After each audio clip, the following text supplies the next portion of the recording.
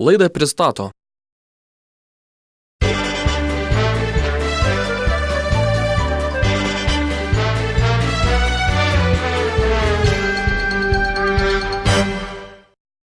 Sako, vienas mokslininkas bandė ištirti, kokia yra sutuoktinių barnių priežastis. Tačiau eksperimento nebaigė, nes susiriejo su žmona, kad per dienų dienas tūlo institute, o ši pagrasino skrybomis. Plačiau miestelio naujienas aptars Politikių klubas. Miela kolegė, kur jūs norėtumėte ištekėti? Kaip tai kur? Na kur, bažnyčioje, civilinės metrikacijos skyriuje ar kur nors prie jūros? Na nežinau, negalvojau apie tai. Kažką girdėjau, kad norint susituokti, galima paprašyti ir miesto merą sutuokti. Tu dar betrūko, kad kažkoks politikierius man ir mano svečiams vestuves gadintų. Na, nenori kaip nori.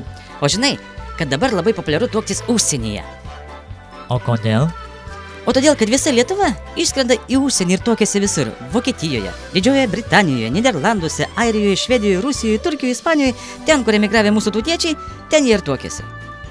O kaip ten tuokiamasi?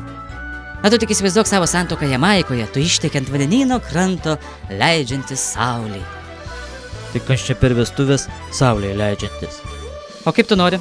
Negali tuoktis ryte saulei tekant. Na žinoma, kad geriau saulėje tekant nei leidžiantis.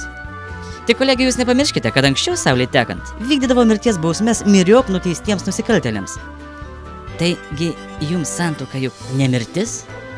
O kodėl saulė turi leistis per vestuves? Ji turi kilti, juk tai naujas gyvenimas, nauja viltis, nauja diena, prasideda mano naujas gyvenimas. Na, šito nežinau, bet ilgus šimtmečius būtent taip ir daroma. Vestuvės vakare, o sušaudymas ryte. Vadinasi, tik kažką reiškia. Tada aš nenoriu. Ko nenorite, kolegė? Tiksliau, aš noriu, kaip visada būdavo Lietuvoje. Ha, jūs norite paprastai. 12 val. Šliūbas bažnyčioje ir 1 val. Santuoka civilinės metrikacijos biure, taip?